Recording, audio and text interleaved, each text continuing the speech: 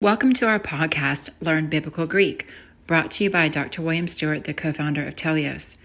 This captivating podcast teaches you biblical Greek through a verse-by-verse study of the book of Ephesians, interjecting Greek grammar, Greek word meanings, and vital theology concepts. Thanks for joining us on this exciting biblical journey.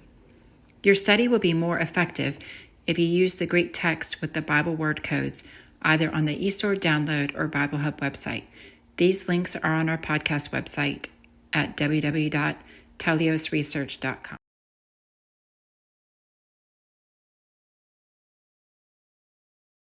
Hi, I'm William Stewart, co-founder of Teleios. Welcome back to our podcast on learning biblical Greek.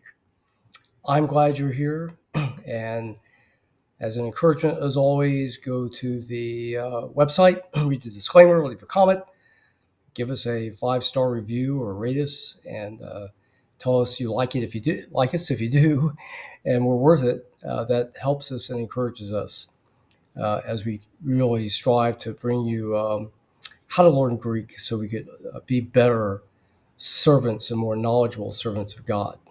We're in chapter 5 of Ephesians, a lifestyle section of Ephesians from chapter 4 to 6. Last time we covered a great verse in verse 1 about that we're to mimic God as children beloved. Now we get further encouragement in verse 2. Let's go to the text. It starts out with kai. So that's an important conjunction, most common word in the New Testament. Links two thoughts under one topic.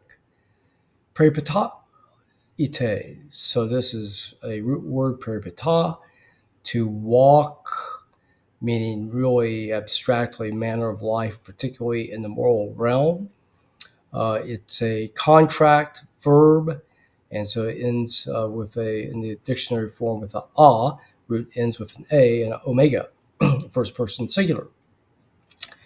So what we have here then, if you add the tense formative and the te, you will get for the second person plural, then that contracts that e on the EO on the end of the root word. It's not AO, I said AO, it's EO.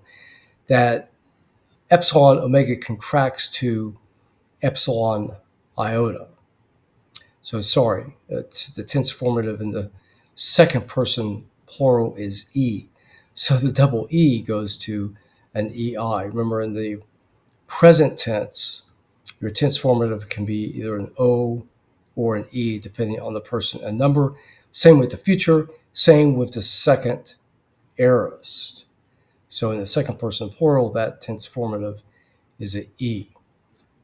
In, that ever-present preposition, most common one, always translated in, to my knowledge, meaning in, at, on, by means of. Here we have agape. So this is that famous word for love. The word for love in the New Testament is 90% of the time of agape. And it's really, the word wasn't used that much in secular Greek at the time, and had various meanings. The Bible took one of those meanings of a giving, selfless love with the other person in mind and how you love, and basically used it in Scripture and defined the word for the culture. Changed the culture.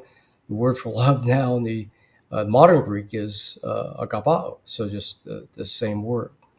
So it's a selfless love. And we know how to love, or know we are loving. 1 John 5, 2, 3, verses 2 and 3. We know we're loving when we're obedient.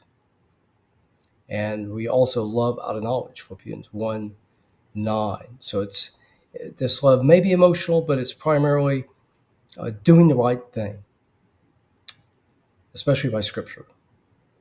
Now we have this eta, and this is a dative ending. As I've told you, endings in the feminine can be either eta or alpha, and I didn't know why, so I went and searched this. Turns out if the root word ends in a consonant besides the letter R, row, it's going to be an eta. And if it ends in a vowel and the letter rho, the root word ends in a vowel, it will be alpha. Okay, so in the dative. Kathos, just as and, O, O being an article, Christos. So here again, we have a instance like the end of the last chapter where and actually in verse 1, the person is taking the article, something we rarely do in English and haven't seen it in other Western European languages, though I may have missed it. So again, it highlights somebody who's been mentioned before, introduced, and they'll be introduced without the article. So it's highlighting them as a returning, that it's the person who was introduced before, or it could be a famous person like Christ or God and deserves the article in front of it. So